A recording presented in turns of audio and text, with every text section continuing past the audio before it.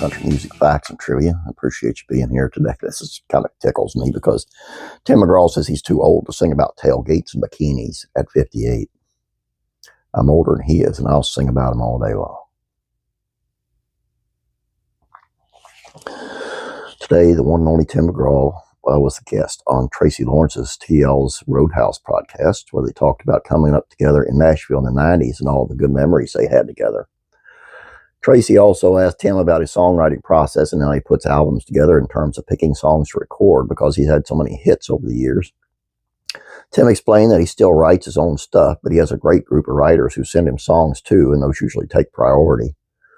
While I write, that's how I started out early on as a writer. I wrote all the time, and I still write for every record. And I have these ideas of the types of songs that I want to write. Luckily, every now and then, one of mine makes it and said does well. But what happens is I have these ideas, these sounds of the songs that I want to do and the things I want to say. And so I start writing these songs. I get 6 or 7 songs, and I think, okay, these are really good. I think this will work. And then all of a sudden, Tom Douglas sends me a song that has the same theme.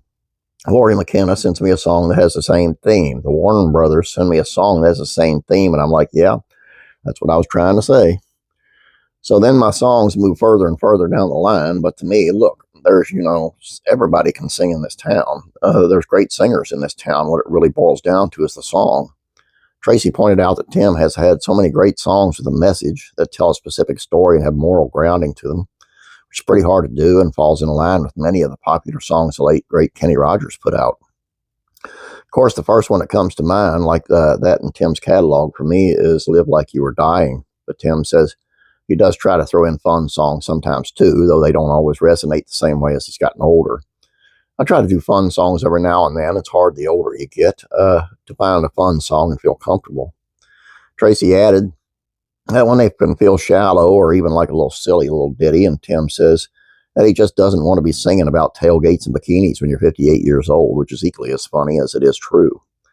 I think we've all heard enough songs on mainstream radio to know that there are still a lot of artists who sing about spring break and things of that nature who are well past the age when they feel that feels appropriate. I guess those types of songs still make money no matter what age you are. I think the Tim McGraw model of aging those out at a certain point is smart, the right way to go about it. Though he admits he's not totally opposed to it if the song's right. You don't feel like you don't want to sing about tailgates and bikinis when you're 58 years old. Occasionally you do if the song is right, but for me it's like, what song is going to teach me a lesson? What song is going to make me learn something about myself? And what song can I sing that I interpret that's believable? That's the hardest thing because I've experimented with stuff. I've tried different things. I've listened to all kinds of stuff and take things like that. Stuff that are new sounds, and then I'll try to put my spin on it.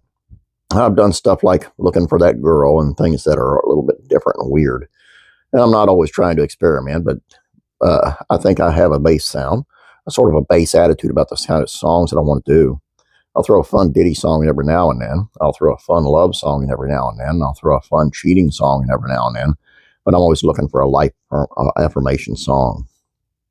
Obviously, I think that's the right strategy, but because so much of the country industry and music industry in general is about pushing music to young people, I think many artists who aren't in their 20s and 30s anymore feel pressure to stay hip and current and put out songs that might not necessarily want to, honestly. Everyone's not Tim McGraw either, but this feels like a much more respectable strategy than being a creepy old guy who has college-age kids singing about stuff like girls and tailgates, to use his words. Couple things.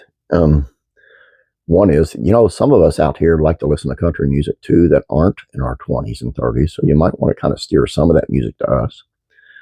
And the other is, and you might want to keep it country and not what this stuff is today. And the other is, Tim McGraw he may be able to write, but he's got a knack of picking music. This guy's had more hits than, it's just everything he picks is just gold. It's really, really good music.